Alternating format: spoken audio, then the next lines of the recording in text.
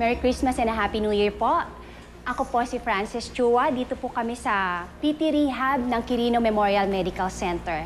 Ang physical therapy po, usually po, siya po yung tumutulong sa mga pasyente na merong mga karamdaman gaya ng mga arthritis, stroke, any related po sa pain. Si Mami po kasi, meron po siyang MPS o myofascial pain syndrome.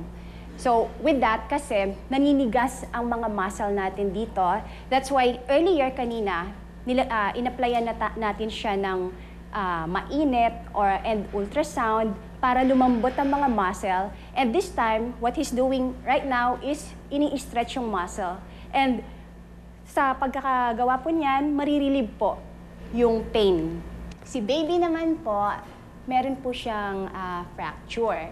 Nung na-fracture po siya, kinakailangan po kasing i-limit yung galaw ng joint. Kapag nililimit po yung galaw ng joint, ang nangyayari, naninigas po yung muscle tsaka yung mga joints.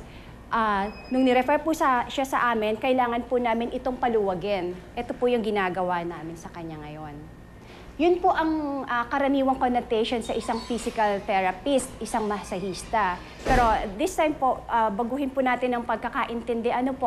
Marami pong nagagawa ang isang physical therapist sa mga kliyente natin. Nandyan po yung nagpapalakad kami ng stroke.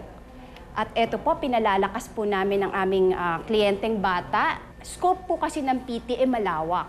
Nandyan po meron tayong cardio, sa mga exercises, meron din tayo sa tamang paghinga, meron din po tayong sa mga na-fracture. Sa mga na-fracture naman po, kagaya niya, it will take time. Kasi case-to-case basis po yan. Meron pong kinakailangan ipagpahinga muna yung na-fracture. Meron din naman po na hindi sapat na hindi pinapagpahinga, kundi pinapagalaw na agad ang isang fractured na buto. Si Sir po dito, he's undergoing a cervical traction. Cervical traction na tinatawag namin, gawa ng medyo naninikip yung kanyang mga muscle sa likod, sa batok especially. So, ang ginagawa po ng traction is binabatak, ini-stretch para ma-relax yung muscle na tight. Kailangan i-balance siya. Kailangan naka-balance siya rito, pantay, para tama lang yung pull. Hindi nakabaya sa isang side. Kailangan pantay dahil leeg po yan. Bali, itong cervical traction po kasi, usually ina-apply siya kapag meron po kayong naiipit na ugat sa leeg para lumuwag po yung joints. And kapag lumuwag na po yung joints, mawawala yung pagkakaipit. So, may mababawasan yung pain. Sana po marami kayong natutunan sa amin ngayon.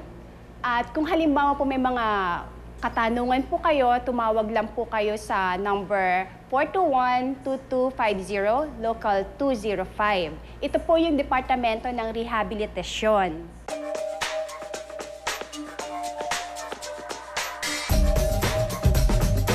Itinuturing naming tagumpay ang nakaraang taon. Ngunit hindi nagtatapos ang serbisyo ng kapwa kung mahal ko. Kung nais niyong manawagan, sumulat kayo magsadya sa ating programa o kaya sa ating headquarters dito sa GMA Compound. At doon din sa mga gusto mag-donate, you can do it through BDO and other means sa ating mga bangko. Sa mga nais pong tumulong, ang ating address, Kapwa Ko Mahal Ko Foundation, 2nd floor, Kapuso Center, Summer Street, corner 11th Jamboree Street, Diliman, Quezon City. Ang ating